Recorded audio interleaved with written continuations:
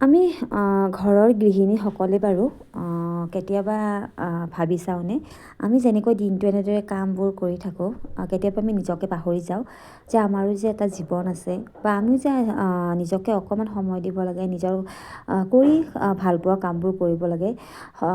ৰন্ধা বঢ়া, ধোৱা পখলা, ঘৰ চাফ কৰা, এইবোৰতে যে আমি ব্যস্ত থাকোঁ, কেতিয়াবা সেইবোৰ কৰি কৰি আমি কেতিয়াবা নিজক মানে পাহৰি যাওঁ যে আমাৰো এটা নিজা এটা বেলেগ পৰিচয় আছে।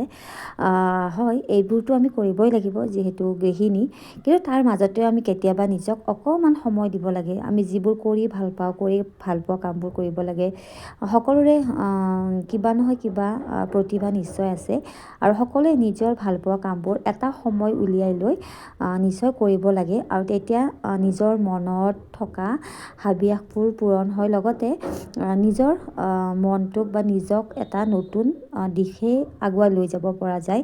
আৰু এনেকৈ মানে আমাৰ জীৱনটো আমাৰ কামো কৰি থাকিব লাগিব, তাৰ মাজে মাজে আমি অকণমান নিজক সময় দিব লাগিব। এই ধৰক কেতিয়াবা সময় পালে অকণমান ওলাই যোৱা, বা কেতিয়াবা সকলোৰে সৈতে বহি অকণমান আড্ডা দিয়া, বা কেতিয়াবা নিজৰ ভাল লগা কামবোৰ কৰা।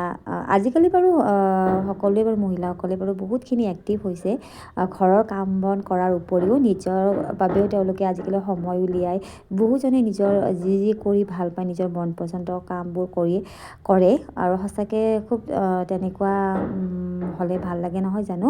আৰু তেতিয়া মানে আপোনাৰ যেতিয়া আপুনি ঘৰৰ কামবোৰ কৰাৰ উপৰি নিজকো অকণমান সময় দিব, চাবচোন আপোনাৰ মনটো এনেও ভাল লাগি থাকিব, আৰু তেতিয়া পজিটিভ কিছুমান কথা মনলৈ আহিব। কেতিয়াও মানে যদি আমি নিজকে ব্যস্ত কৰি ৰাখোঁ যিকোনো কামতে হওক বা যিকোনো ক্ষেত্ৰতে হওক, তেতিয়া আমাৰ মনলৈ কেতিয়াও মানে নিগেটিভ চিন্তাধাৰা নাহে।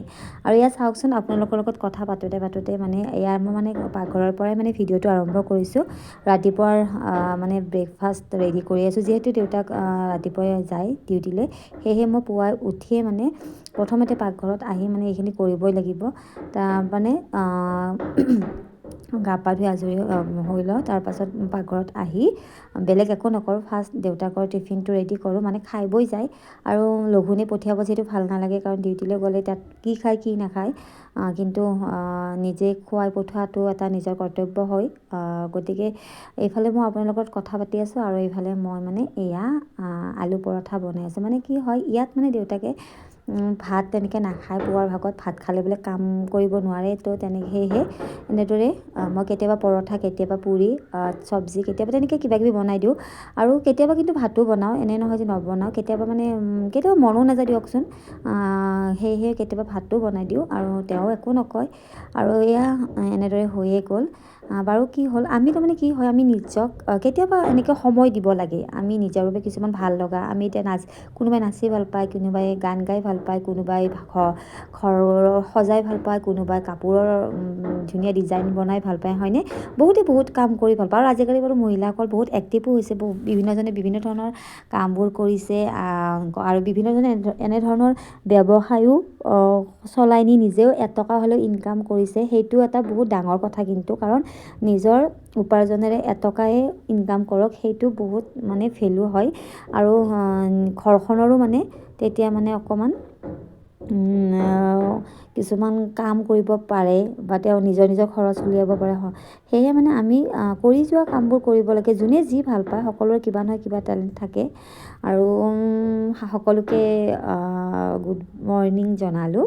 আৰু এতিয়া মোৰ মানে ব্ৰেকফাষ্ট ৰেডি, আৰু আশা কৰিছোঁ সকলোৱে ভালে কুশলে থাকক, সকলোৰে দিনটো শুভ হওক। আৰু এতিয়া মানে মাইনা শুই আছে, সেয়েহে মই মানে জল্দি উঠিছোঁ, উঠি মানে কামখিনি কৰিছোঁ, কাৰণ তাই উঠিলে মানে বহুত আমনি কৰে।